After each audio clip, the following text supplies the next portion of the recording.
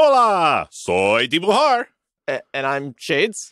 Y esto es Entusiasmado con gafas de sol y dibujar.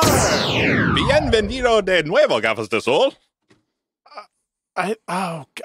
Sketch. I'm sorry. I have your audio set to SAP. Ay, Dios mío. Oh, let me fix. There we go. Better? Perfect. Perfect. Guys, welcome back to the GoCo. Welcome back, Shades. Welcome back, Sketch. Every time you join us in a different corner of the Geeking Out multiverse. Yeah.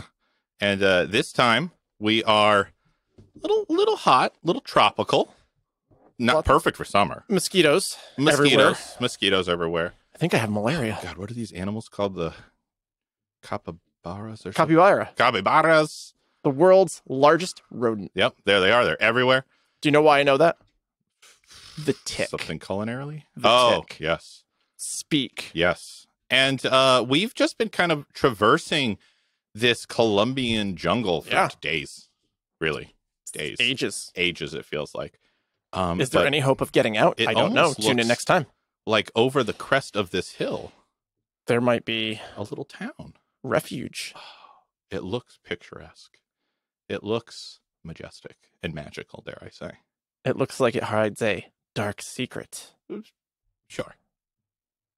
That must mean we're talking about Disney's Encanto. The latest big Disney. Academy Award winning Yes. Encanto. Academy Award winning Best Animated Picture. Best Animated. What's they call it? Best Animated Feature. Because there's also animated short. Oh, well, there you go. All right, if we're talking Encanto. Sketch, do we have a theme song? So many theme songs. Can you pick one? The classic. We don't talk about Bruno, no. Perfect. Except then we'll spend a whole song. Yes. Talking about Bruno. But that's okay. Yeah. So it's Disney.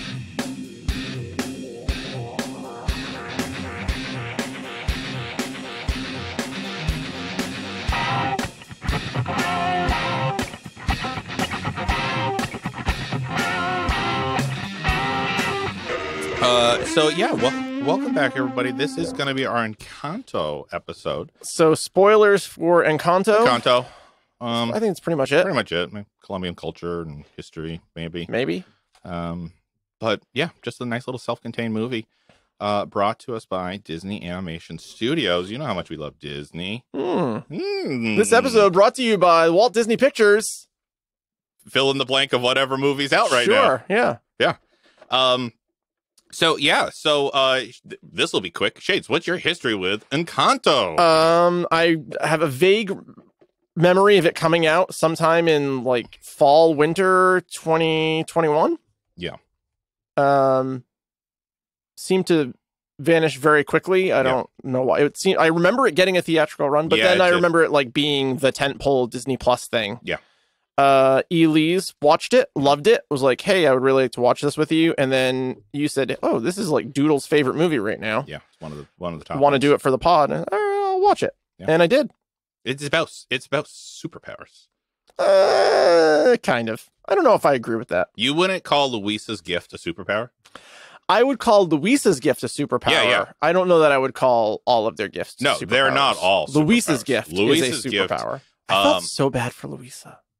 Well, we're getting there, but you feel bad for almost everybody. But I like particularly bad for Luisa because like some of the like a lot of the gifts have nothing to do with like safety security of the town. Mm. Like Luisa is she's the workhorse of the family. She's the workhorse of the whole town depends on her. Yeah, absolutely. Those donkeys love her though. I don't know what they were trying to say with that. Was it offensive? I'm not sure. I don't think it was. Her loves were the donkeys. One of the was weird strengths of this movie is I think you can really identify with so many of the characters that you can really feel for the character that matches your in life struggles the best. I will agree with that. Sketch, what's your history with my Encanto? History with same thing. I knew it came out in theaters and I typically try to catch the Disney animated in theaters because there's usually a good venue for it, but it was mid-pandemic and I was like, no thanks. I'm not going to a theater. Yeah. So then it dropped on Disney Plus, and one night we were just like, oh, let's just check it out. And Really enjoyed it. Doodle really enjoyed it, so it's been on multiple times since. But like I'm not complaining about that. You know, like it's enjoyable for me to rewatch again and just, you know, tune in for part of it or whatnot, because, you know, when you have a 3-year-old, you don't often get to the end of a movie. Sure. Which is fine. But yeah, so and then I was like, you know what, we should do this for the podcast, because it's like it's superpowers. Yeah, it's like supernatural. Supernatural. And supernatural. I like that. I'll agree with that. Oh yeah, I mean, it is. If this were in the DCU or the Marvel universe, all of their powers come from a magical source. Yes. I have a big question about that. We'll get there. There's lots of big questions. So yeah. All right. Disney's Encanto. Encanto traces back to 2016 during the publicity tour for Moana. Jared Bush and Byron Howard knew they wanted their next project to be a musical, which turned into a Latin American musical after Lin-Manuel Miranda came on board. It took 5 years to develop their quote-unquote true north as a perspective piece, how you see others and how others see you. So that was their guiding principle for this movie. 3 important discoveries shaped the film. 1, most people don't feel truly seen by their family. 2, most people carry burdens we don't let our family see. And 3, most people are oblivious to that nearly all others, especially within our family, feel the same way. So those were those 3 discoveries, and that's how the story and the movie take shape. Sure. In 2018, Juan Rendon and Natalie Osama were hired as cultural experts to be part of their team known as, quote unquote, the Colombian Trust. So they had a consultant team of people of Colombian heritage to make sure that they were representing Colombian culture effectively. Yeah.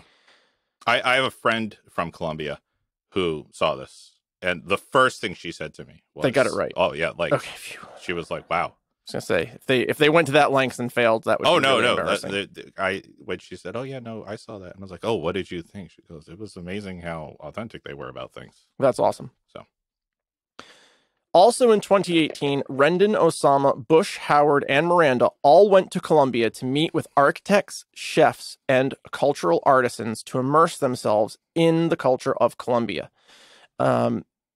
And they were amazed that every town they went to had a specific personality that became a touchstone for other residents and family members within the movie.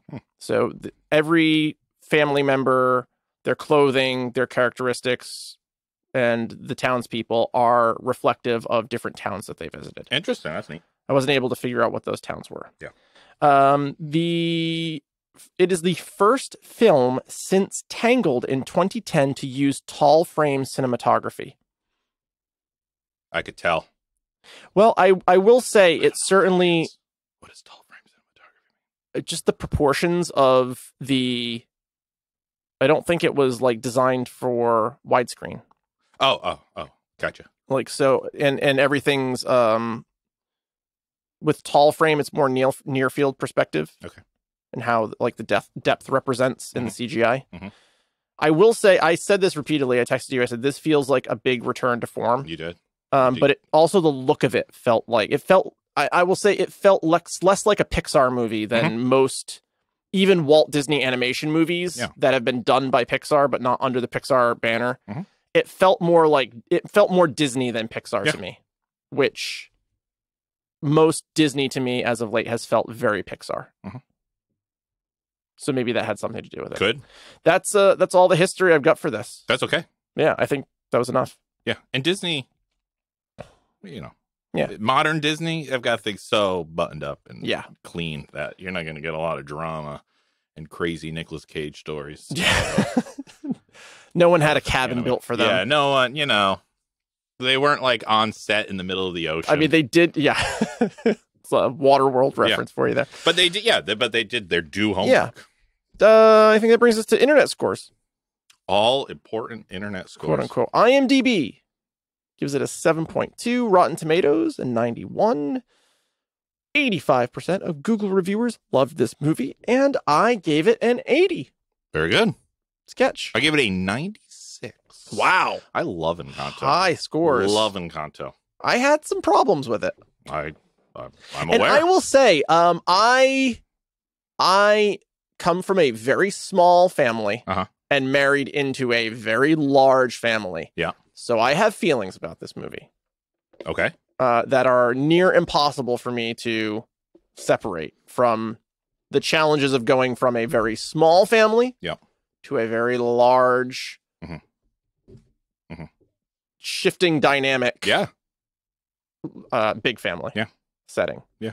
Where you are entering like 30 years into that dynamic. Into this family. Or no, you're talking about your family? Yes. Yeah. You're okay. So like there's 30 years of dynamics there that right. And you're new to. So like I have my own like baggage with a movie like bringing into this movie. Yep.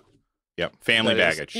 That is. And that's not like I love my in-laws. Yeah. Like they're wonderful people. Yeah, we just lost some subscribers. It is difficult to enter into a dynamic with like 30 plus years of backstory, let's say, and find your place when you're not used to dealing with a large group with many nuanced dynamics. I hear you. Which I think this movie represented very well. I don't know. I don't feel like I'm part of a large family, but I'm definitely not part of a small family. I would say your family is very similar to the Madrigals. I don't know if they're similar to the Madrigals, but very similar to my in-laws. Okay, it's pretty big. Yeah, and there's a lot of dynamics there from what I know about your family. Well, the biggest thing in my family that is probably unusual that I take for granted because I don't think of it as much because I just grew up with it. But my mom is an identical twin. And so her sister is growing up. She was like a second mother very much. So like, wow. I have all of my cousins are probably closer to me than typical American cousins. Yeah. Okay. You come from a large family. I guess so. Yeah. But that's cool that it feels small. Yeah. Well, because there's 4 of them and 3 of us. Yeah. And then that's pretty parents. Big. Yeah. So there you go. Yeah. Yeah. Oh yeah. So I gave it a 96. Cool. Because I didn't see my family a lot in this movie, but I did see myself a lot in this movie. Cool. But yeah. Yep. I like it. I dig it. Sketch, how much do you think it cost? How much do you think it made? I don't even know in midst of a pandemic what things cost anymore. It did have a theatrical run. It did. A small one. But I mean, like, prices for things went up a lot in the pandemic. It did, but I feel like this movie was produced way before then. Okay. So I don't think that factored into. Okay. Most of the animation was finished before. Like, it was in theaters in November of 2021. $95 million. I don't know if that's a good guess. Probably not. It cost $150 million. Then I guess 95 million? I'm $5 million away. 95 million? Yeah. And you just said it cost 100 million? 150 million. Oh, 150. That's not that good of a guess. Okay. That's 55 million away. Okay. Yeah. That's too much. That's too much. That's fine. So I feel like that's a lot for an animated. Yeah. That feels like it was that trip to Colombia. Could be. How much do you think it made? Getting Lynn, too. How do you judge what it made? I mean, in theaters, it couldn't have made much. It was when it first came to Disney Plus, it was a buy it. Oh, was it? Yeah. So it did make some Disney Plus money. I didn't watch it when it was a buy it. Yeah. I think Elise watched it when it was a buy it. Yeah. I don't really watch any of them when it's a buy it. I do. I can wait. I do. I think it's like I love going to movies. We talked about this, but I am 100% of if I can watch it in the comfort of my own home, I have a surround sound system. I love my living room. I love my house, and it's a pandemic, and I will fork over the money to watch it in the comfort of my own home. Yeah. So I will 100% like things cost money. People need to be paid. Yeah. So if I have the ability, I'm happy to pay the price of like 2 tickets to watch it in the comfort of my own home. So yeah. I am happy.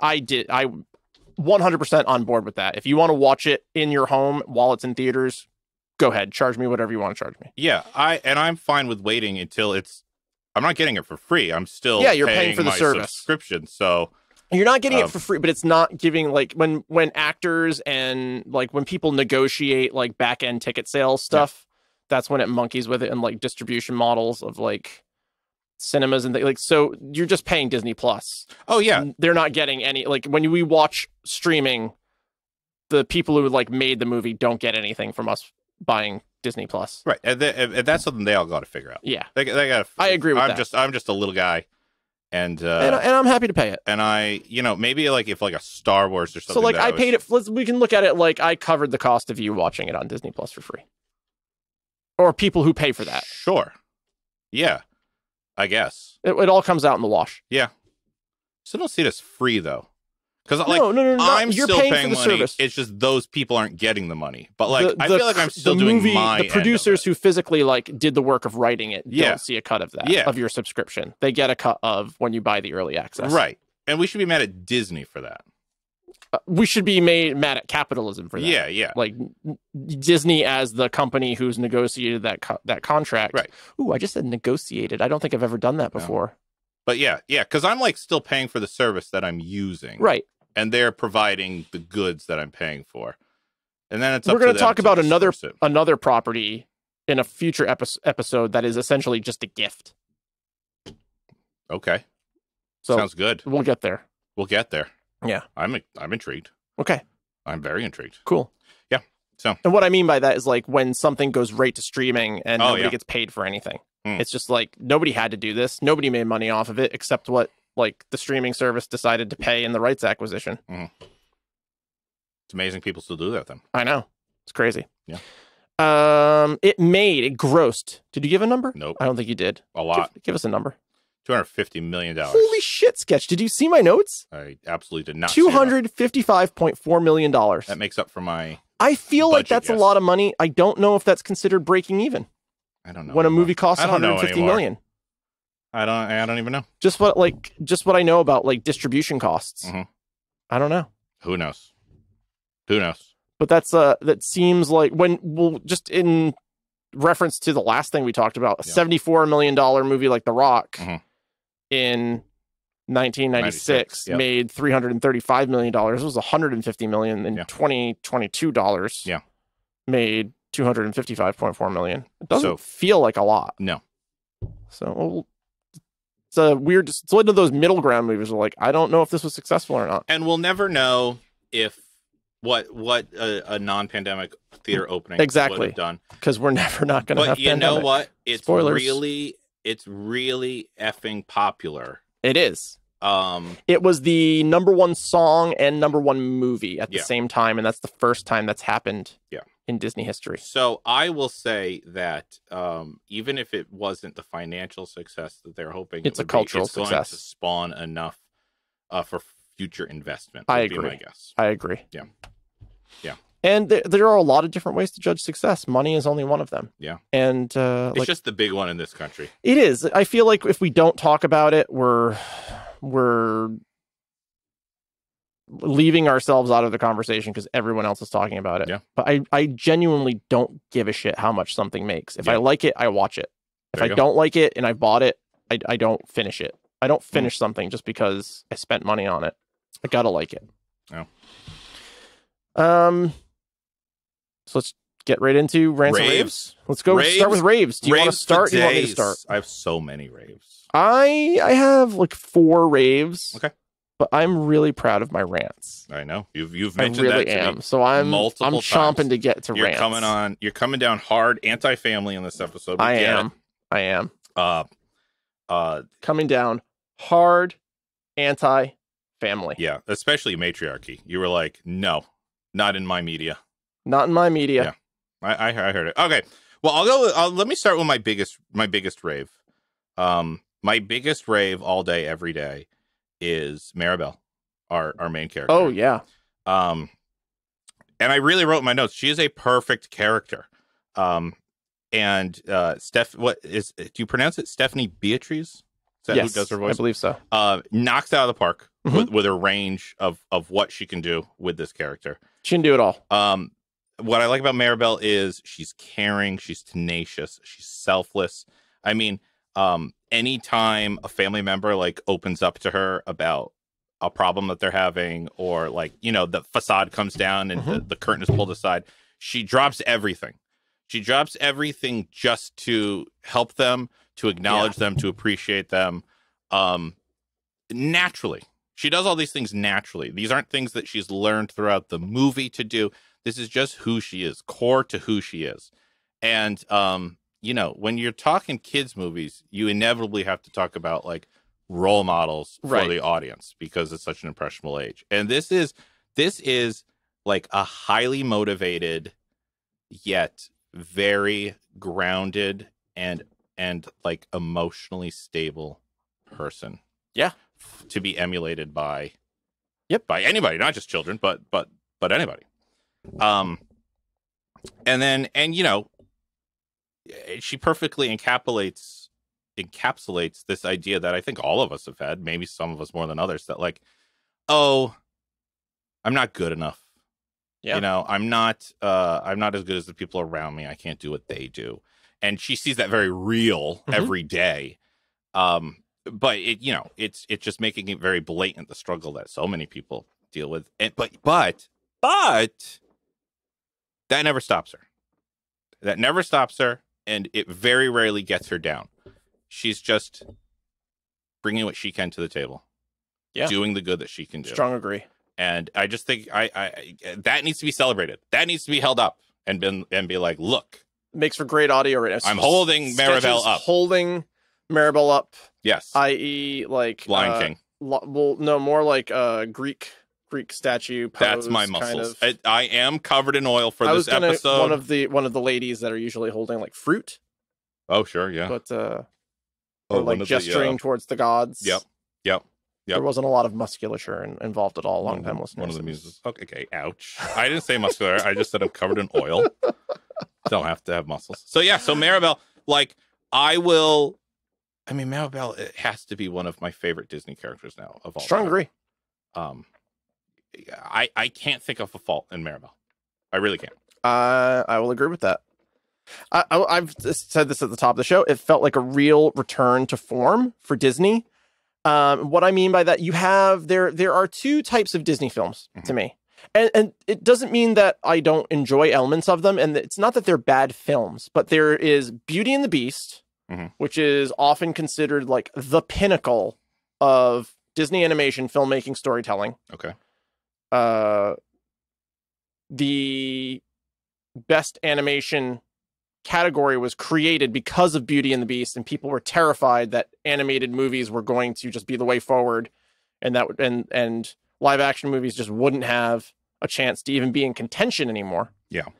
And then there is enjoyable in a different way, but felt like an incomplete idea, like a Hercules or Tarzan, where they are no less visually impressive, but the storytelling feels somehow incomplete, where the music is just there to be music and doesn't seem to it's disconnected somehow from the movie. And so this felt like a return to that Beauty and the Beast, where the music is a part of the storytelling, unlike... It's a whole tapestry. Unlike Moana, unlike Frozen, which had the first Frozen movie in particular, where like they had these huge songs that did not feel as woven into the fabric of the story. See, it's interesting because I thought Moana did a good job of weaving the music in. I thought the music fit with the cultural overtones of what they were doing, but the songs themselves and the content of it didn't seem to, certainly not in like, I'm thinking like just in terms of like the opening of when you juxtapose this provincial life against the song that Mirabel sings about her, where she introduces 12 characters in a meaning that like, okay, that's the family, done. Yeah, it's great. We don't need to spend 20 minutes on each family member. Everything we needed in a fun musical number. Yes, and it like sets up the town. It's like done, and it's fun, and it's just story. It also in a way where like sometimes musicals just sing everything because it's a musical, right? And and they're just singing, but they're just speaking words to song that it's not like high music. Yeah. And this felt like a return to that kind of higher, true musical. Yeah. Not just trying to get a song on the radio. Which, oddly enough, it's on the radio. It's on the radio, and Disney music doesn't. Well, it's also like Lin-Manuel produced, did a great job on this one. Orchestrated. And I think he also did Moana. Yeah, he was at least involved with Moana. Yeah, I don't know how. I think that was his first partnership with Disney. Yeah. So, and that's not to say that those songs aren't good. It isn't to say that they're not. It's not a knock against them. It says that they, in my opinion at least, they did not work as well as some other like elements of Disney like music and storytelling. Yeah. And I don't think that's saying anything that hasn't been put out there. But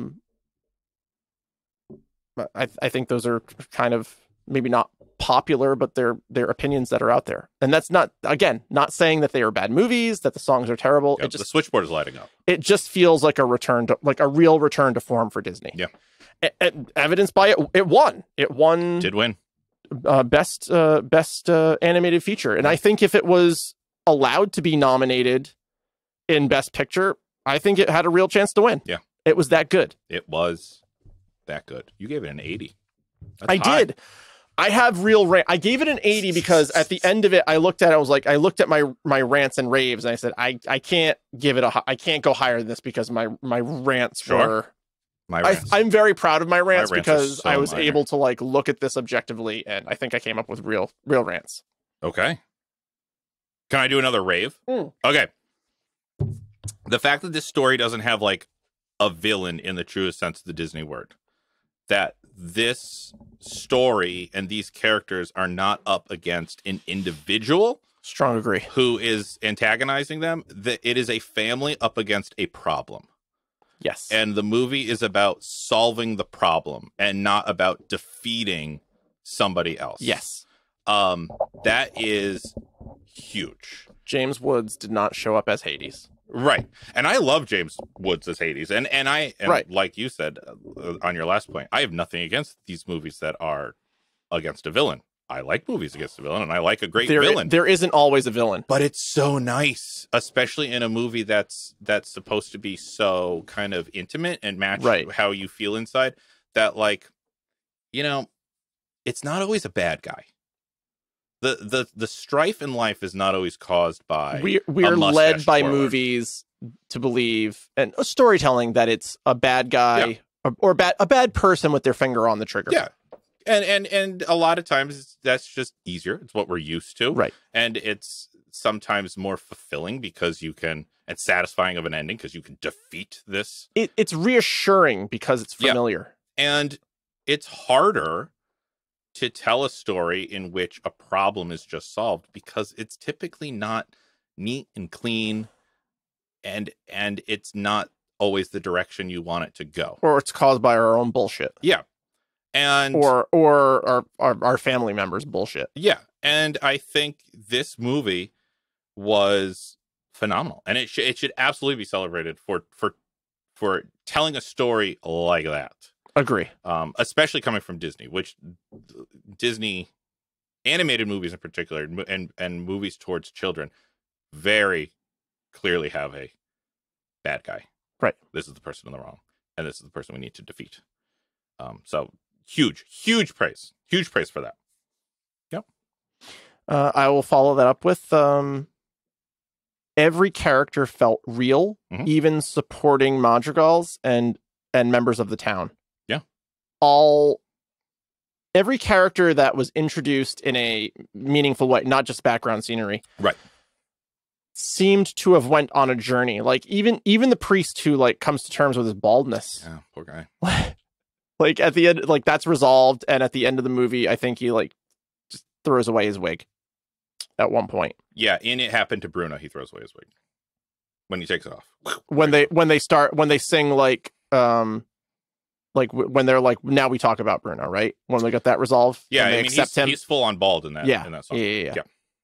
So like every established character, not just our like main family members, does have some kind of growth.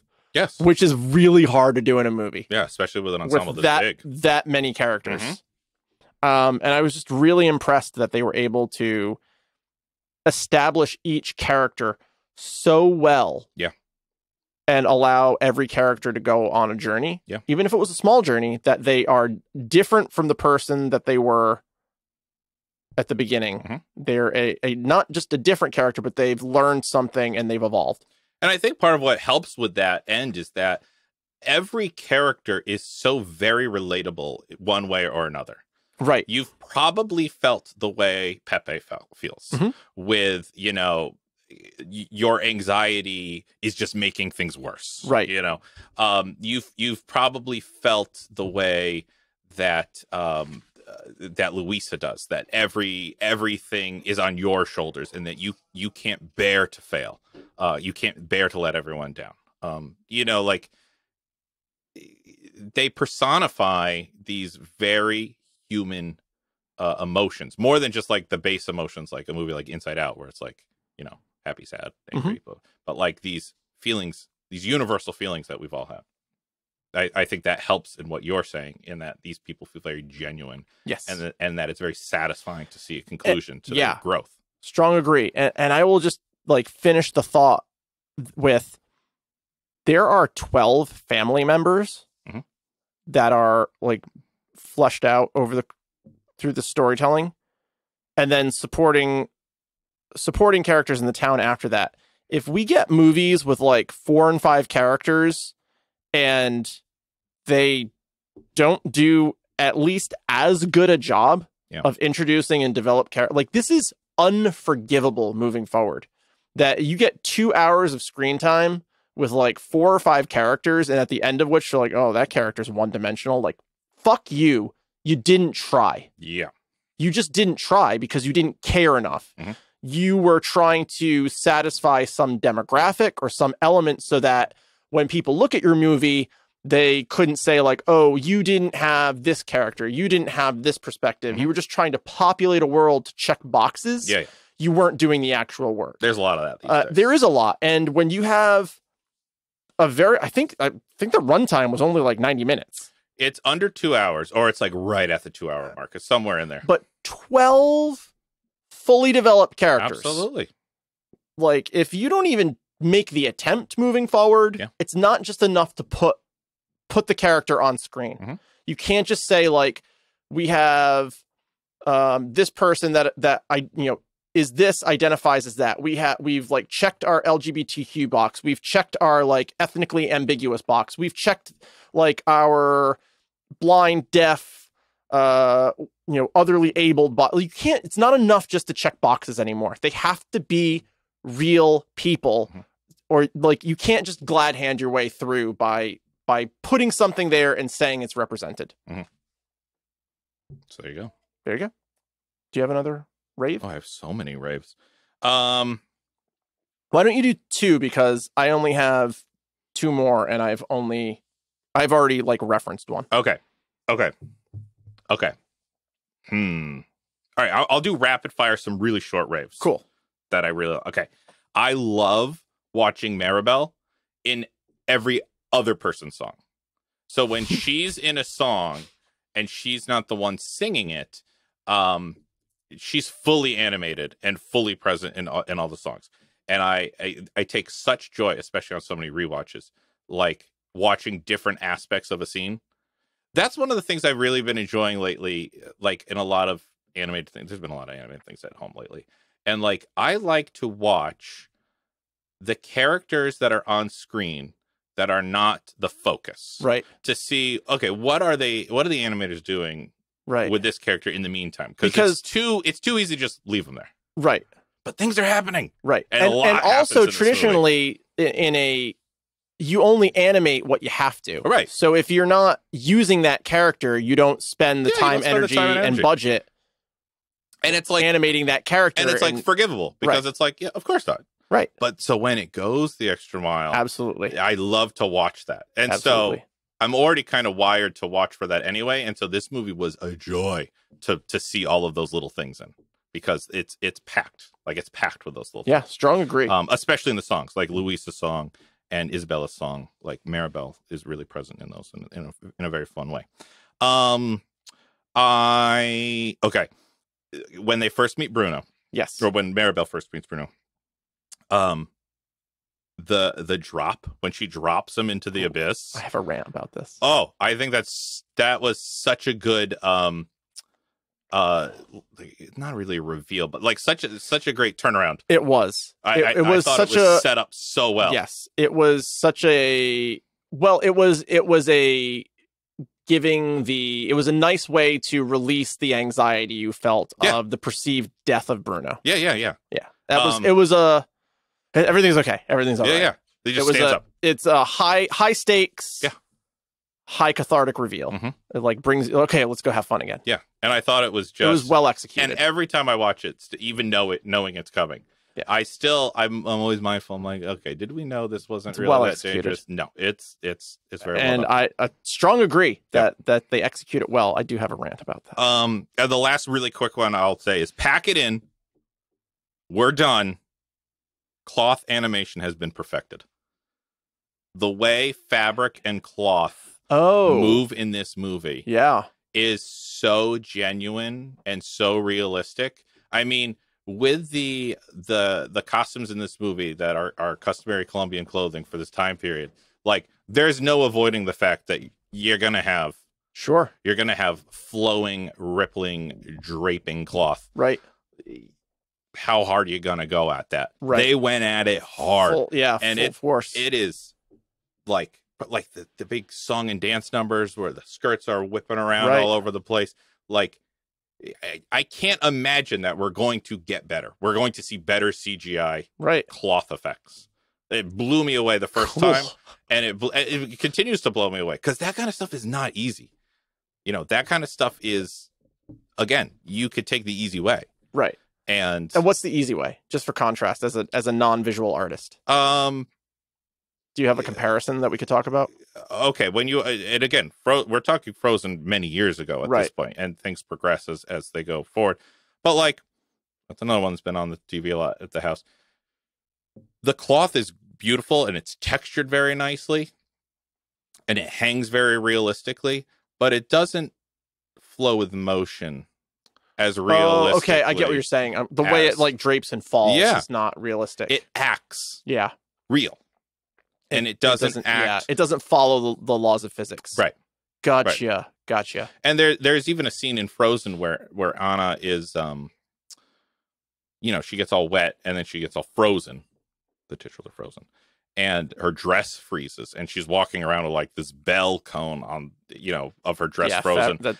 And like that's intentional. Right. To show it so stiff. But like that's also what animation used to be like. Right. Too. That all right, that's just how it moves. It hangs from the waist, and everything. That's its pivot point. Gotcha. That's everywhere where it pivots. Gotcha. The cloth in this movie. Yeah, I get you. Okay, I get what you're saying. Yeah, thank you. Natural. Thank you. Our longtime listeners who are not visual artists, thank you as well. Very few of those. So I already talked about the music. It wasn't just about being an it song for the airwaves, being a true musical in the sense, but then also not everything had to be sang. Yeah. So oftentimes when you go to like something that's been turned into a musical, they will just sing exposition, and it's just moving the plot along, and they need a song because it's not a straight play, so everything has to be sung. That is my pet peeve about going to a musical. When you sing exposition, just don't do it. Just say your dialogue. Let's have a regular, just straight scene, and then go into stage and let's go home. I get it. Not what I was saying. Sure.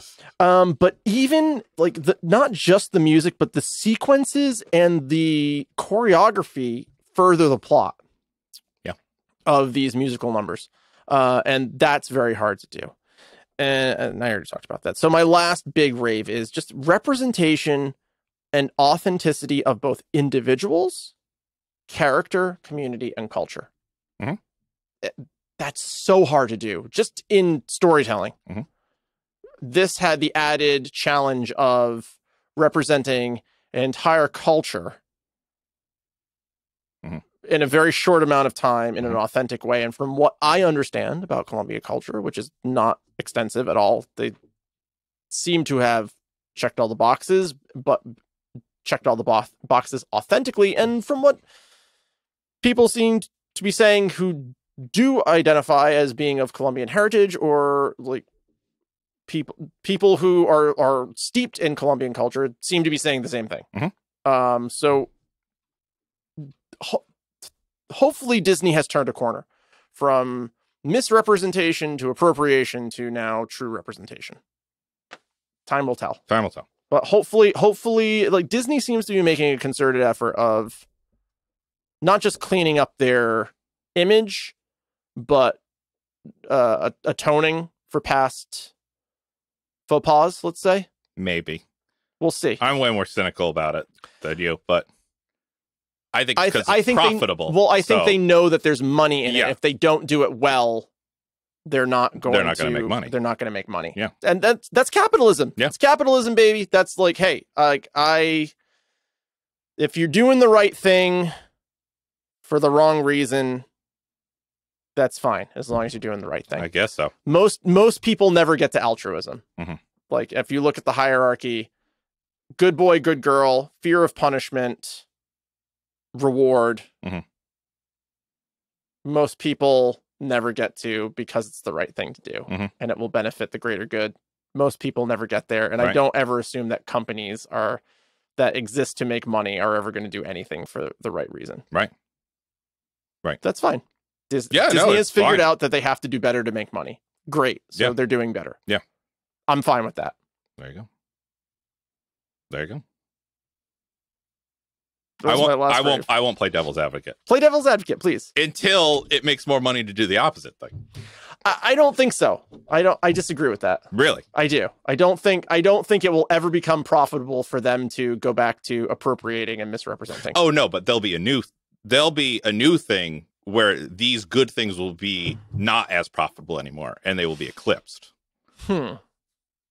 I'm not saying we're going to go backwards. I'm going to say things are they'll going move on to to something neglected. else. Yeah.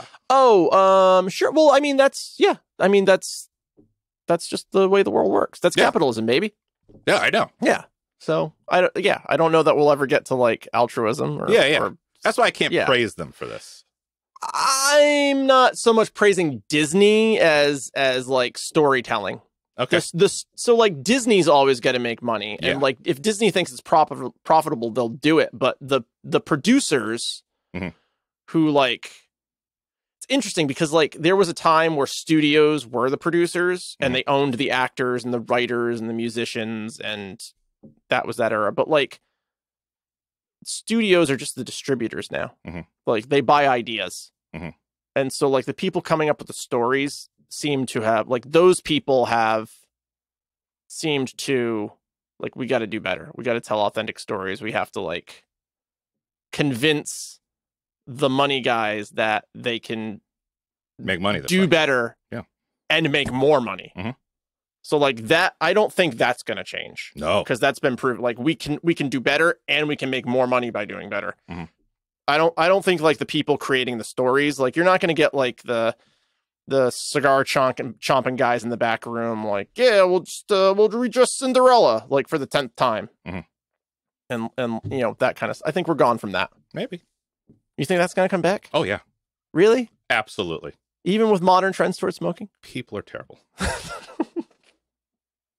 Well, hopefully, no, hopefully, I think I just have less faith in, I think we'll find all new ways for people to be terrible. Exactly. But and I think we're going to look back on this era and find so many bad things that we've been doing. You think so? Oh, yeah. In terms of, like, storytelling? In terms of movies everything. Like Encanto? Like, oh, man, like, in 20 years, we'll look back at Encanto and be like, oh, God, how? When we're grandparents. How did they put that out? Or when I'm a grandparent, my grandkids are going to be like, all right, he's from the turn of the century, and it was okay back then to do X, Y, Z, and people are going to be defending me that way. And, you know, it's just human nature. It's just what we're going to do. And so, yeah. Like, I don't think...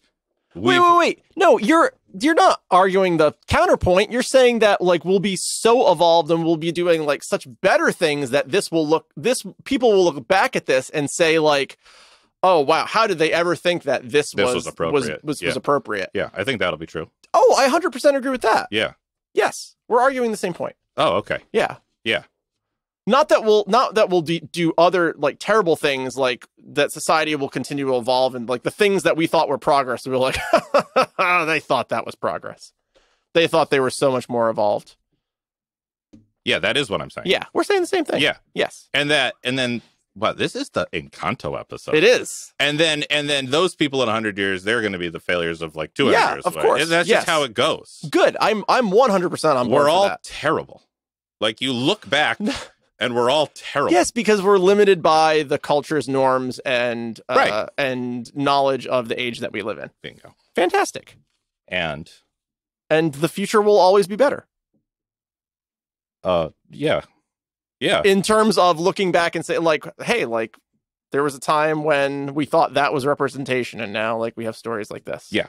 There was a time when we thought that would make us money, but look how much more money we can make doing it. This one. Oh, okay, we're not arguing the same point now. Do you have any more raves? Yes. Okay. And you're probably going to consider this a rant, but I love the family, especially Maribel's immediate family.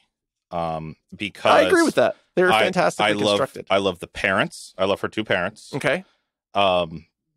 They're so kind and so supportive of Maribel. They don't look down on her for not having a gift, quote unquote gift.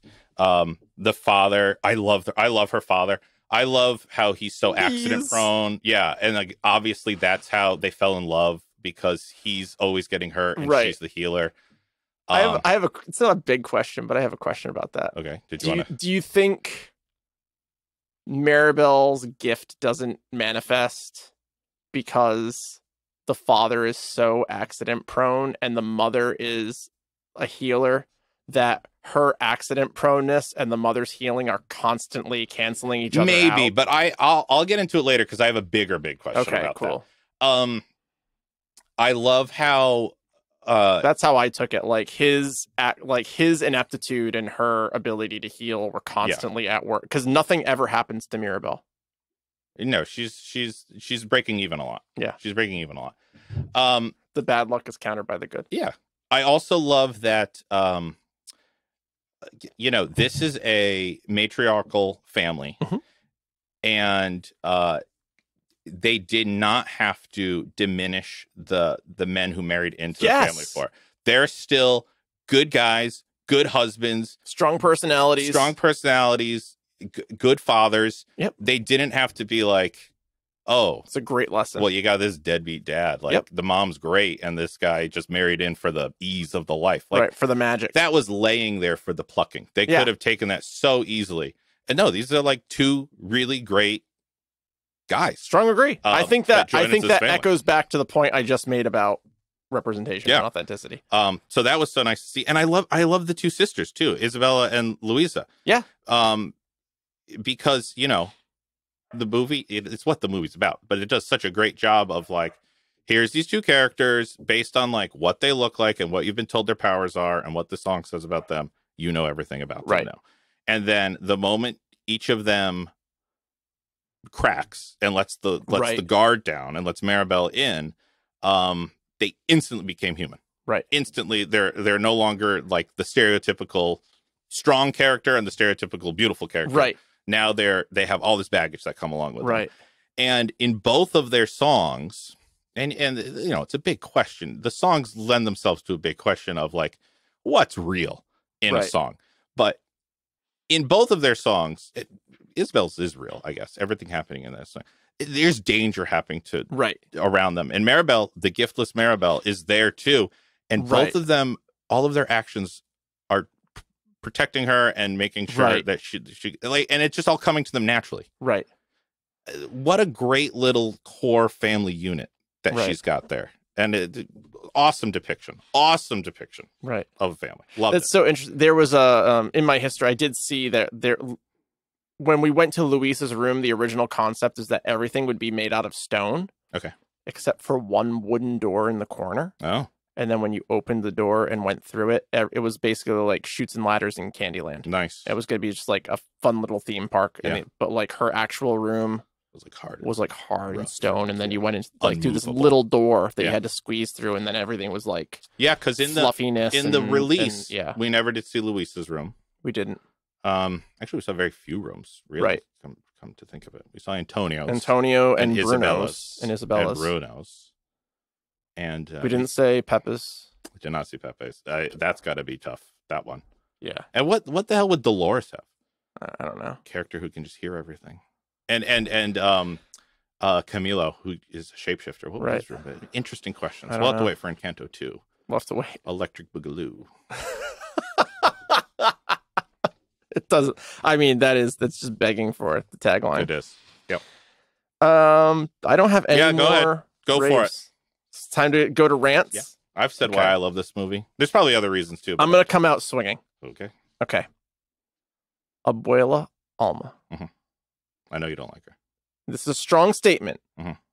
Is a monster. Okay. Here's why. Okay. Her story is amazing. Yeah. She is the definition of a strong, independent woman who raises 3 kids on her own. Yeah. Founds a community in the middle of the Colombian jungle. And spurns this generational family. Yeah. And so big rant is what you're saying. No. But she is not if she was operating out of fear, that would be forgivable. Okay.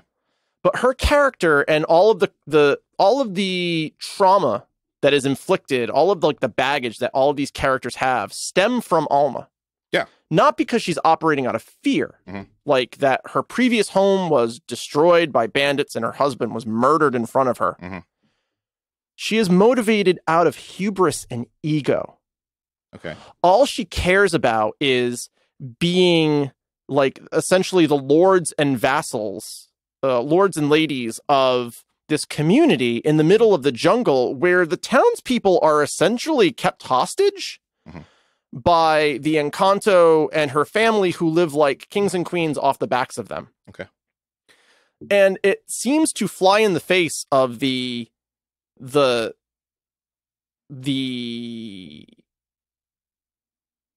story that's laid out. And at times the movie felt to me not celebrating community, but celebrating selfishness and glorifying selfishness. Okay. That from her control and desire for status and wealth and importance was the thing that was destroying her family. Interesting. And it seemed to be disconnected from the groundwork that they did in the opening moments of the movie and that we keep seeing in this backstory, and ultimately the healing that occurs later. So that to me was a big rant, that it felt at times not celebrating community, but celebrating selfishness. Okay. May I? Please. Because I have a rebuttal. Okay. And we're allowed to have a difference of opinions, and longtime listeners weigh in. But I see Abuela more sympathetically, because to me, and this is not laid out in the movie, this is just what I'm inferring, but the miracle comes from her husband's sacrifice, right? And now I guess that's debatable. Well, I don't know that I agree with that. I'm saying as a result of. Yes. Okay. Right? So you're not making the case that the miracle is the husband's death?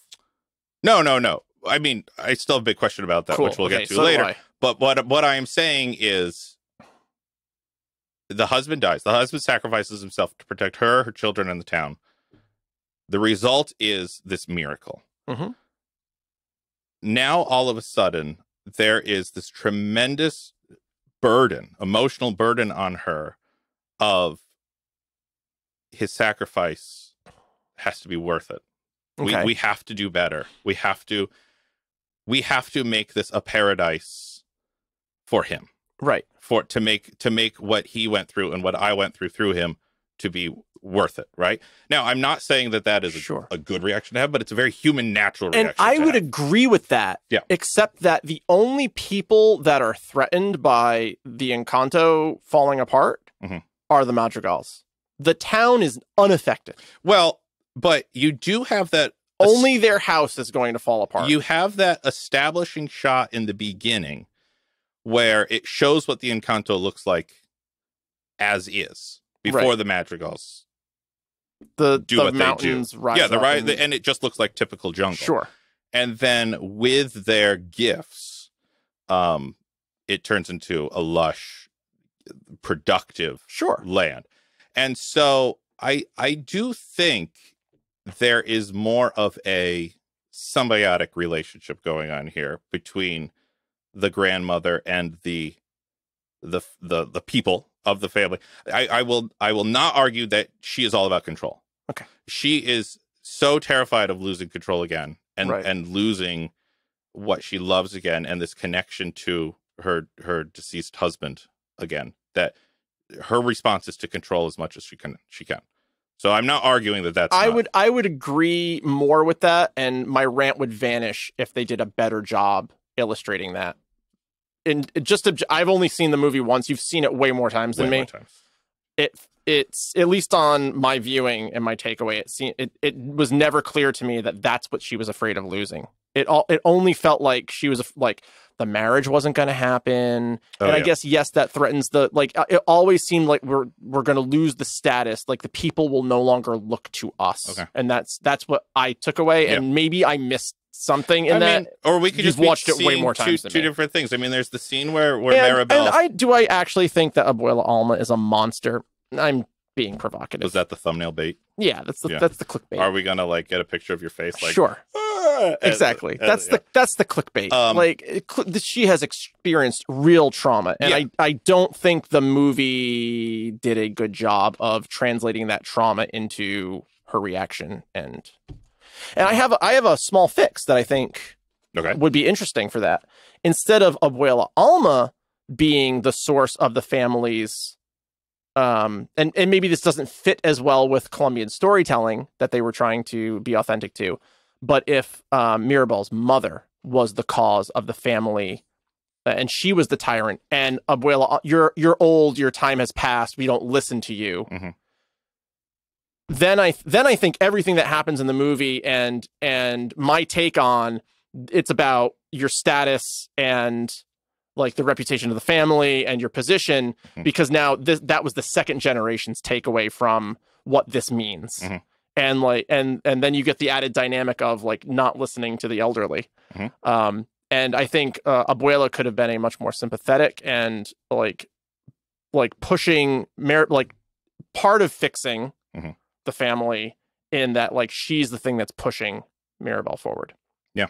So I think that the way I saw the movie, and maybe I got it wrong, long-time listeners, let me know.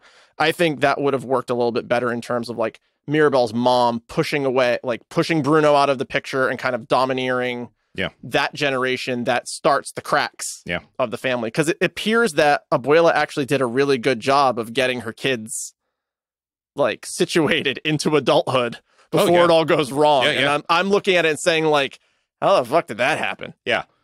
Well, the problems, I mean, the movie does deposit and I will agree, it's very subtle and you won't see. I mean, the movie deposits that like, oh, the problems all start with Maribel not getting her gift and things start to go downhill from there for this family, but they're hiding it. But clearly there were problems before that when they reveal that like Bruno's been fixing all the cracks. Yeah, and I think Bruno ran away when Maribel did not get the gift. Right. That's when he left, and that's probably when he started making those cracks. But Bruno, I think the cracks start with him. Right. Because of the just by the nature of his gift, the tremendous pressure it's putting on him. Right. And how this perfect paradise that they're making is not paradise for him. Right. And that's where the cracks start to come from. And then Maribel is well, I'll get there later, but is a sort of a remedy for that to right the ship. And we'll get there. We'll get there. Do you have a rant? That was all my rant, long time listener. That was all your rant, and we have a different take on the role of the grandmother. Well, the setup of her story. The setup of her story. How she's set up and how that plays out. Yeah. All right. Speaking of Bruno, we don't talk about Bruno. So never mind. I'll skip that one. No. So like we can all agree. I think we can all agree that it is very shitty that Maribel, because she does not have a room, she is doomed to spend Live her in the life nursery. in the nursery for the rest of her life, I guess. Yeah, that's super shitty. So I am not going to argue that. I think that is shitty. What I think is shittier is that, like, at 10 years old, Bruno is given his room. Yeah. Which is a cavernous tower wasteland of sand and stone, with hundreds, if not thousands, of steps to get up to where his power activates. No bed. No comfort. There's no comfort. Nothing. No comfort in here. The house, the magical house, cannot work.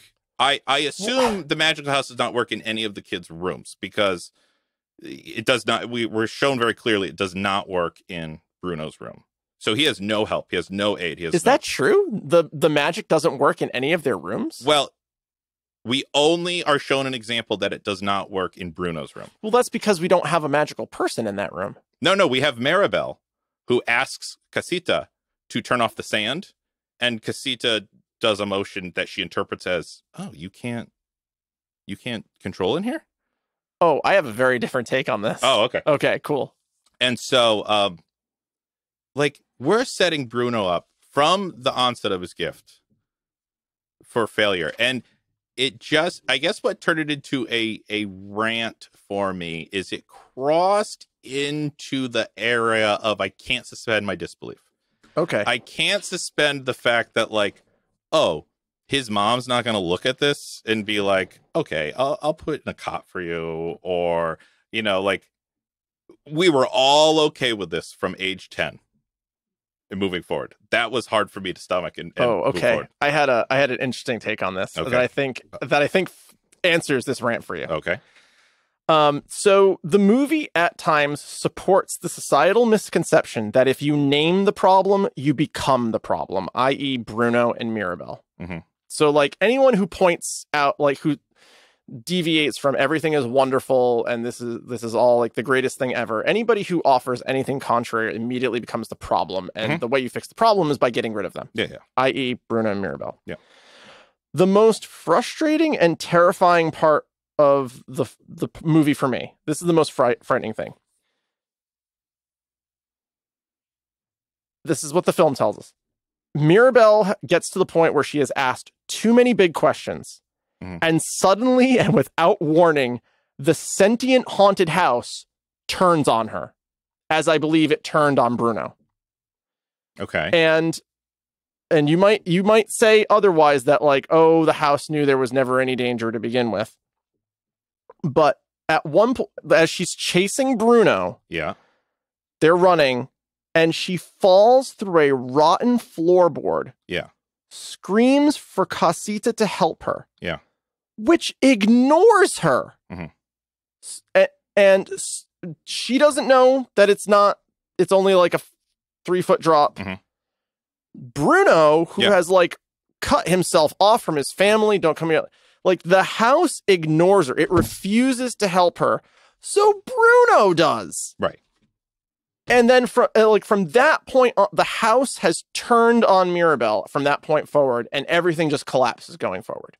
The house does the house protects her when the house collapses.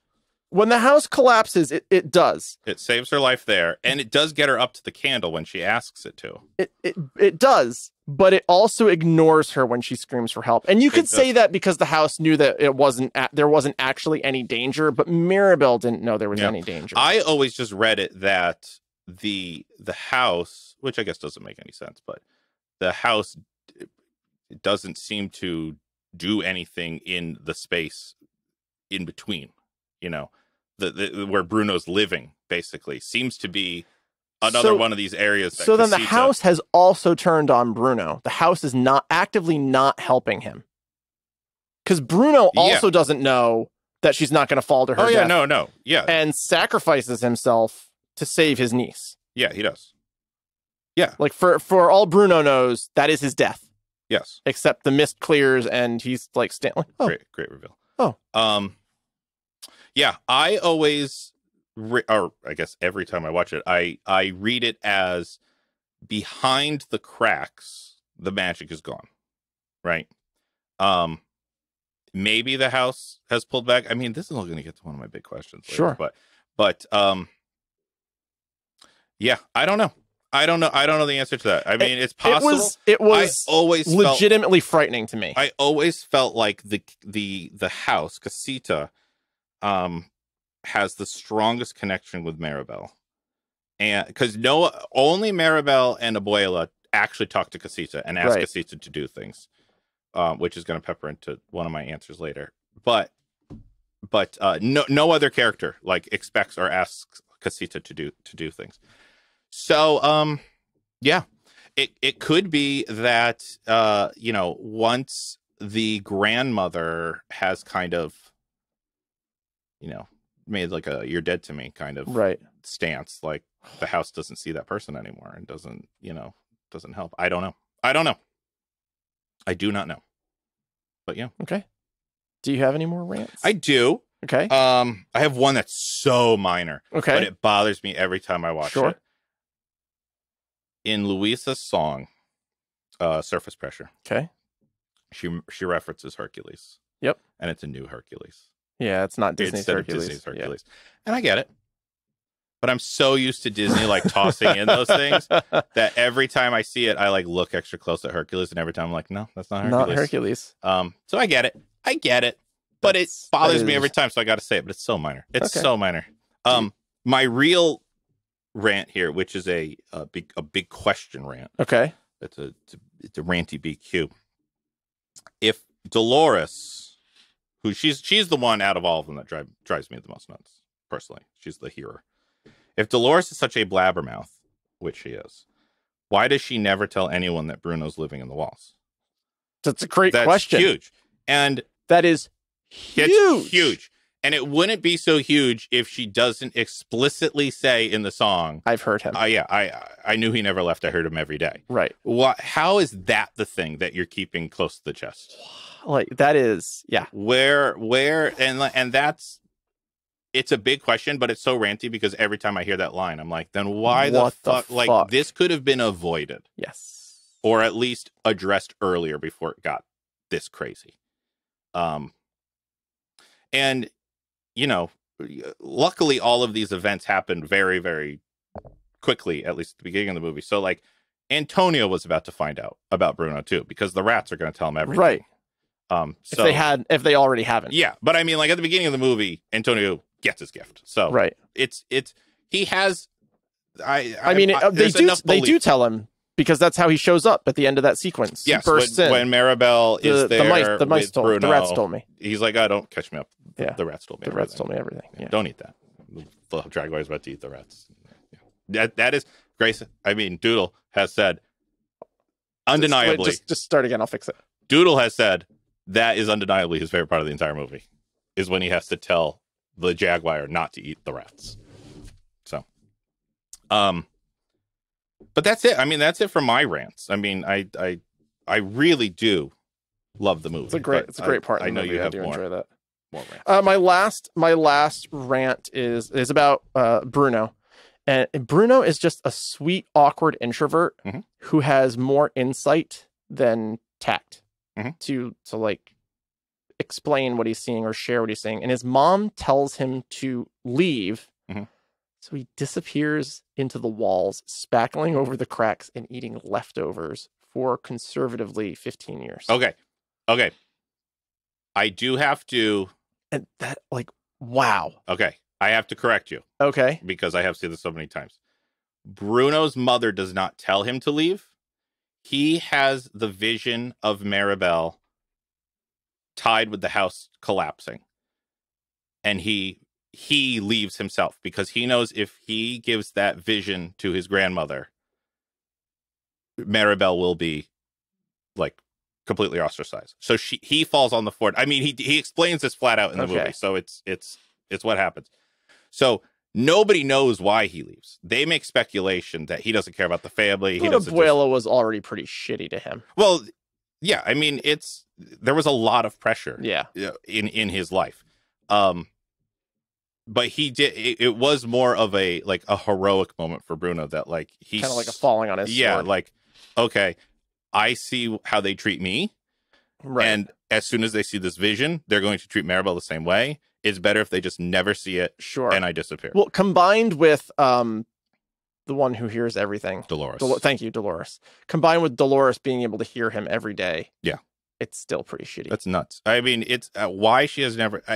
why she doesn't give him, like, food. Anything. Do Any something, kind of Dolores. Do something, Dolores. I mean, it really... I was like, oh, Dolores. There is no question. There's no question because she hears the guy that she likes down in the village. She hears him writing poetry at night. Right. And taking care of his mother. Well, not that she didn't hear it, but that she does nothing. That's what I mean. Yeah. Like, there's no excuse for the fact, like... Clearly she hears him. You can't be like, well, she hears something, but she doesn't know what. Oh, she knows exactly. She knows exactly what's going on here. And Dolores needed to be, like, run out of town at the end of the movie for me. Should be... let's put her on the walls. Yeah. Put her in the walls. Put her on the spackle walls. over the cracks. Eat leftovers for, like, 13 years. Yeah. Yeah. And, you know, the whole thing with Bruno... And the whole song it orchestrates this very well. But his power was just to see what is going to happen. He has no control over it. Right. Right. And he's ostracized because everyone he's the bearer of bad news. Yes. Everyone's shooting the messenger. Well, it's if you identify a problem, you're the problem. Yeah. That's how most offices, businesses, communities, religious or social operate. If you point out a flaw or a problem, the solution to the problem is to get rid of that person. Yeah. And spackle over the cracks. Yeah. Pretend it never happened. Yep. And family dynamics as well. Yep. You point out the problem, we'll just not interact with you. Yeah. Yeah. All right. That was my last rant. That was your last rant? Okay. Yeah. I only have one big question. Oh, I have a couple big questions. Okay. Actually, no, one of mine was answered, but I have like a big question. Okay, cool. Let's go for it. Okay. I'll try and give you a big A for your big No, I think we're going to talk about this. Okay. Because it's big. Okay, let's talk about it. Because it's intentionally vague in the movie. Is it about the Encanto? It's about the magic. Yeah, okay, that's my only big question. Yeah. Where is it coming from? What's happening? Where did it come from? Where does the magic come from? Is it the forest? Is it Abuela? Is it the candle? Is it the house? Yeah. It appears that it's the candle, but we clearly see the magic enter the candle. Yeah. I don't think the movie has an answer. I'll it give just you is. my take. Sure. This is my take on what's happening. And this is only based on watching it 18 times or whatever I'm up to now. The magic is created by Abuelo Pedro's sacrifice. Okay. They are, it's almost like an equivalent exchange. For his life, they are given this gift. Okay. Right? The first gift goes to the grandmother, who touches the candle immediately. And her power is to create the Encanto. Did she touch the candle? Yes. I thought it just like got sopped into the candle. Yeah, all the magic goes into the candle. It gets decorations on it. Becomes an ever burning. It came out of Abuela. No. It like the magic was all around them. Right. When Pedro dies in the river. Yeah, and he's beaten to death or machetes. They have machetes. Yeah. That's gruesome. It's supposed to be the Civil War at the turn of the century, and so it was rough. That was one of the things that my friend said. Like, they didn't shy away from. Like, they did a good job of like, let's not go into this. They didn't show us him being dismembered with machetes, but you got the idea. Horrific, and that angst and sadness and sorrow like bursts from Abuela, and she has the candle and everything, and in that the mountains start to rise, and then soon after the mountains rise, Casitos made. So it seems like her gift was kind of like a one-time use gift, like it was expended. She created this thing, Casita. She created a home. She created a sanctuary that her and Pedro were trying to create. Right. That is demonstrated on her outfit, because everyone's outfit is indicative of what their power is. So the bottom of her dress is mountains, right? So she created the mountains. She created the sanctuary. She created the sanctuary. She creates the sanctuary. The power starts getting passed down from kids to kids. They have to touch the candle, so it's not like innate in them. Right. They have to get it from this candle. But they don't all touch the candle. They touch the doorknob. They have to touch the candle first at the ceremony, and then they touch touch the doorknob, and then the transfer, then the power activates. I'm really confused by that. So it's like a Green Lantern ring, but but the magic isn't in the candle. The magic came from somewhere. The magic came from somewhere, and again, I do think it's Abuelo's sacrifice. That's where the magic came from. But then is the house part of Abuela's gift? I think the house is part of Abuela's gift. I think it's part of the sanctuary she made. Well, I think she created like a life. Like she created like in the same way that like Elsa made Olaf. She made like this new character out of her power. I think Abuela did. But then the house. So is it the same? But we're led to believe it's the same sentient house at the end of the movie. Yes, and I'm getting there. That doesn't make sense. Let me get there. Okay. So then the power, with these three kids, the power starts to flick, right? Yeah. Because the power seems to be tied to the grandmother's faith in the existence of this power. Okay. Right. And so all of a sudden, Bruno's life starts to get really shitty. And the power is not seeming as beneficial as it was toted up to be. Right. And so the cracks start to form, the things flicker and everything. Things get a little better when the next generation comes along because their powers come about. There doesn't seem to be any harm in their powers, so on and so forth. But things are just getting worse and worse for Bruno. Right.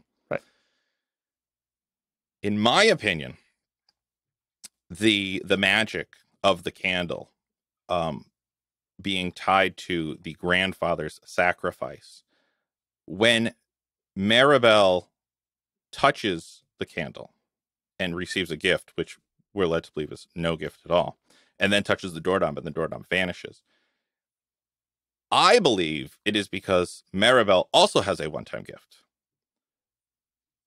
The magic dying understands that this is non-sustainable.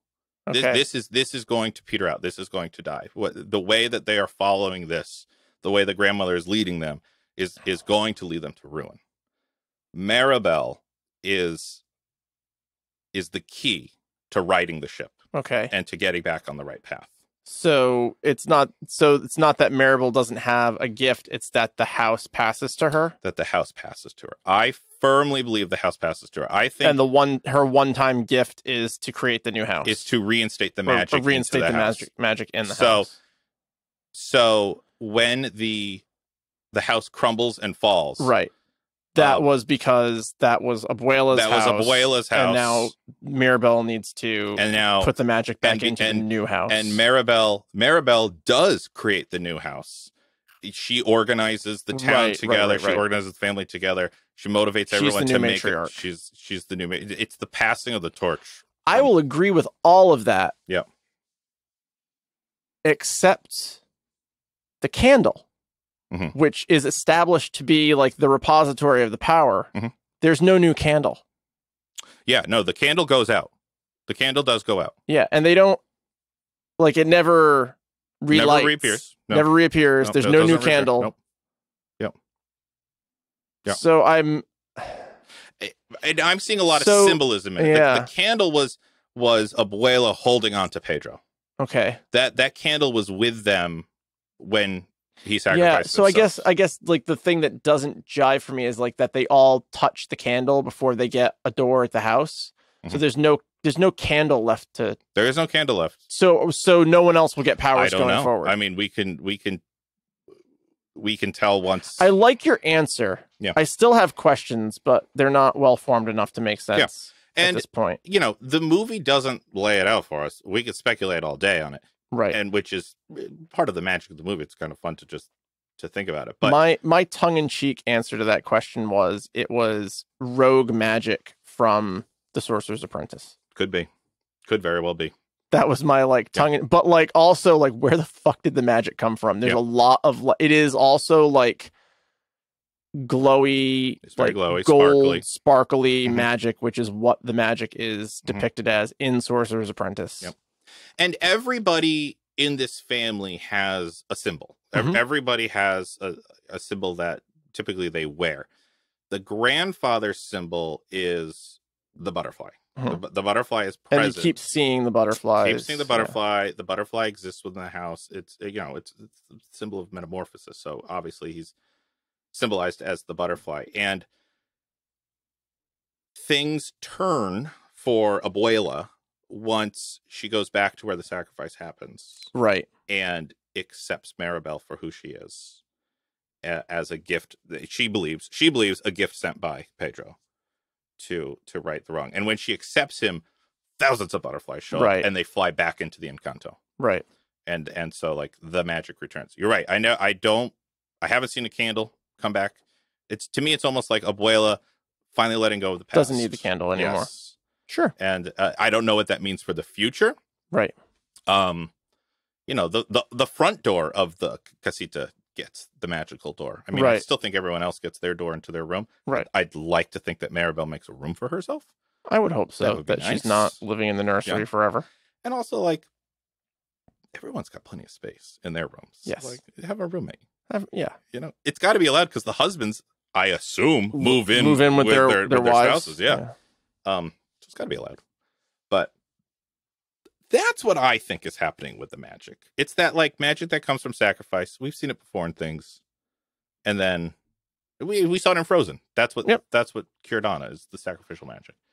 And that Maribel did have a gift. It was just latent. It couldn't come out until the fall of Abuela. Yeah, Abuela. Yeah, sure. Yeah, that was my only big question. All right. I like your answer. Yeah, that one I answered, but just by looking up my own things. Okay, well then this is a nice softball. Sure. Last question for Encanto. If you had to pick a power only out of the ones shown in the movie. Interesting. Easy answer. Talk to the animals. Yeah, that's a great one. Yeah. That's my backup. That's your backup? Okay. Yeah. You thought I was going to say Luisa? Oh no, I didn't. Oh, yeah. I truly 100% talk to animals. That was the best gift. I truly posed this question not knowing what you would. What would you? What's your primary if the animals is your backup? Isabella's. The gardening? Yeah. Interesting. Because I love to garden, but she grows flowers. Flowers turn into food. Flowers turn into fruit and vegetables. Cacti. The cacti, like. That just seems like such. I had to think of which power seemed like it had less negatives tied to it. And I feel like her power brings about a lot of good. Oh, like what if you could understand the family dog and hated you? That's a great one. Well, yeah, if that'd be sad. It would truly make you so much. It would truly make, the fact that they don't live as long even more heartbreaking. But so many more positives than negatives. So many more. I'll tell you, the Pepe's family, the girls of Pepe's family, they get the short on the stick. Because Pepe doesn't control the weather. It's just tied to her emotions. Right. So she's just constantly regulating her emotions. Her power was terrible. Which I like that she falls in love with a guy who's just so positive and upbeat and just like she can be her best self around him. If he's not. Oh, yeah. And then Dolores is... I totally think she's misusing it. I mean, if that's your power, you cannot be a blabbermouth. Right. But also... Great power comes great responsibility. It's got to be horrible to hear everything all the time. Yeah. That's got to be terrible. So I sympathize with her. Camille's is fine. He gets to turn into whoever he wants. Yeah. I mean, it's fun. I see that one as like a neutral. Sure. I don't see it as that helpful, but okay. It's not hurting anybody. If you were... You could use it for bad. You could use it for bad. And he does at times. He turns into Dolores to get seconds at breakfast. Yeah. Antonio's is a great one. Luisa's is very, very helpful. Luisa seems to get like 2. super strong and indestructible. Indestructible, yes. Because she throws that boulder up and just lets it crack over her shoulders. Yeah. Just and donkeys. She got the power of donkeys. Yeah. Well, the donkeys fucking love her. They love her. And they seem to live in her room also. They spend does she have a room? I don't Louisa? remember seeing her room. Yeah, Louisa's room. Yes, we see her room. We see her room at some point, and the donkeys are in there with her. Oh. In her song, the donkeys are like everywhere. Yes. At the end of the movie, the donkeys live with her. Yeah, and she's like resting on one, and then they bring her drink and everything. Yeah, well, it's because she spends most time with the donkeys because she's always like lifting them and bringing them from this place to that place. There's some kind of hidden meaning there that we're missing. There could be, but that is bizarre. Yeah. Bruno's gift also seems like hers. So, yeah, I go with flowers. Cool. You go with animals. I go with the animals. 2 safe answers, I think. Yeah. I don't think we're gonna. I don't think so. Get a lot of backlash on that one. I think that brings us to Shades and Sketch recommendations. You want to go first this time? Sure. I am going to recommend Brooklyn Nine-Nine because that was on my queue, for lack of a better word. I wanted to watch it for a long time because it's done by Michael Schur or something like that. I don't know. I don't know how to pronounce it. I know Andy Samberg is in it, and Terry Crews. And Terry Crews is in it. He's the guy who made Park and Recs and The Good Place. Okay. And so, like on a subreddit for one of those. Did it used to be on Fox? Fox. And then it jumped networks? Yeah. I don't know. I'm okay. Now it's on NBC? I should say I'm mid-season 3. I think it's all wrapped up. I think it's all done. Oh, okay. I'm mid-season 3. But I'm still going to recommend it. I think I shied away from it because I'm not a giant like Andy Samberg fan. And he's fine. Sure. He's a fine vehicle in the show, but the characters are so fun, and the writing of these characters and their interactions is so great. And the reason I'm recommending it in this episode is because it continues to blow me away that Rosa is Stephanie Beatrice, the voice of Maribel. No way. Yes. What? 100%. I have verified it numerous times because I cannot. It blows me away. I'm not like a crazy fan. I don't watch it really. I've seen episodes. Yeah. Rosa is the mind-boggling to me. The hard, grew up on the street, tough chick from Brooklyn, right? She's like, oh wow, I never would smile. She's always wearing a leather jacket. I never would have put that together. She's like rough and tough. She's got a good heart, but she's like hard exterior. Yeah. And Maribel is like the opposite. And the fact that she's got that range blows me away because like, you watch like Moana, right? And The Rock shows up and you're like, you hear him, and you're like, that's The Rock. I never would have put those two things together. And I even looked up the cast, didn't click on like the IMDb, and I did not put that together. Blew me away. And I guess in learning that, I've also learned that she in real life is much closer to Maribel. Oh, that's so fun. Than Rosa. So Rosa is much more of a character that she's doing. But I keep watching Brooklyn Nine-Nine thinking, I'm going to hear Maribel come out at some point. Never breaks. But other than that, it does feel very Good Place. Maybe not as big and grand as Good Place. There's definitely a lot of like philosophy involved with Good Place or Park and Recs, where it's really character driven. It's like a story and an environment, and it's something that like you've seen a million times on TV, so you're already familiar with what things are happening. There doesn't need to be a lot established with what's happening in the show, but it's all about characters and their interactions and their lives. And Andy Samberg's probably my least favorite character on the show. Yeah, but like, I love Charles. I love the Captain Holt. Oh, Captain is without a doubt my favorite character. Good. It's just, if you were like me and you kind of like paused on it because it was kind of gone from TV sooner than you could get around to it, it's worth checking out. It's on the Peacock. The NBC streaming service, which like the cock. That's what we call it around here. The GoCo. What's on the cock tonight, Shades? Who? I don't know. It was not a good. I mean, it was named by someone who was getting fired. Yeah, and they were like, "It's the Peacock," and they were like, "Good luck shortening it. You either got P or cock. Good luck." My parting gift to you. Yep. Enjoy watching the cock. Yep. Yeah. So when we moved, we got new service, and it came with our new service. So that's nice. That's the silver lining there, I guess. But yeah, Brooklyn Nine-Nine. Even if you just watch one episode with Rosa and appreciate to just go like, wow. Brooklyn Nine-Nine. Cool. All right.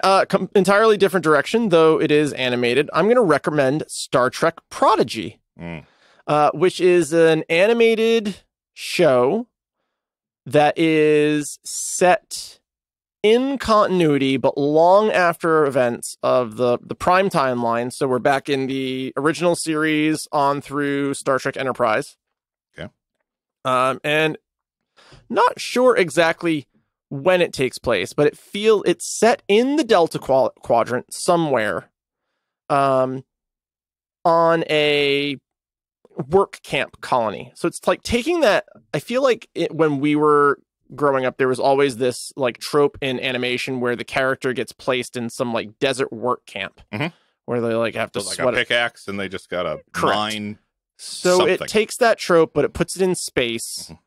And while they're, our establishing characters, while they're like working on this asteroid, discover the USS Protostar. Okay. And escape. Like they can't understand each other. It's brilliant because they're all different races. They don't speak languages until one of them gets on the ship and finds a communicator comm badge, which has a universal translator and communicator. And so for the first time, people in proximity, they're able to understand each other and start, they develop relationships. They find, we need someone who's going to be able to like move stuff around. We need a strong person. We need an engineer. We need this. And they like put together their crew and they escape their prison on the Protostar. Nice. But on the Protostar, they meet a holographic representation of Kate Mulgrew's Captain Catherine Janeway from Star Trek Voyager. Okay. And takes so our main characters have never heard of the Federation. They're kids, like 16, like maybe like 10 on to 20. Young adults. Yeah, young kids to young adults.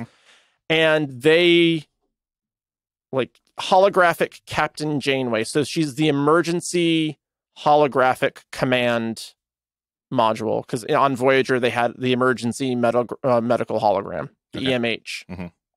And so she's like the ECH or something, like emergency command hologram. And so Captain Janeway is teaching our main characters how to be the best that they can possibly be, and ideal, like the ideal of the Federation, to be explorers and like negotiators and ambassadors of goodwill and like the greater good.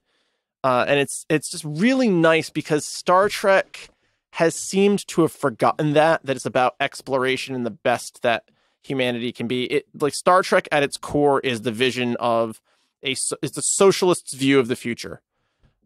We've outgrown money, personal gain, selfishness. It's like the best that humanity can be. And we go off into the stars and we find like-minded individuals, and the people that we can't bring into the fit, like that just will not mirror those ideals. Those are our enemies. And it's not about defeating them, but it's about putting up a solid front so that the world within the Federation can live this way, and we can put up a solid barrier and keep the adversaries outside the gates.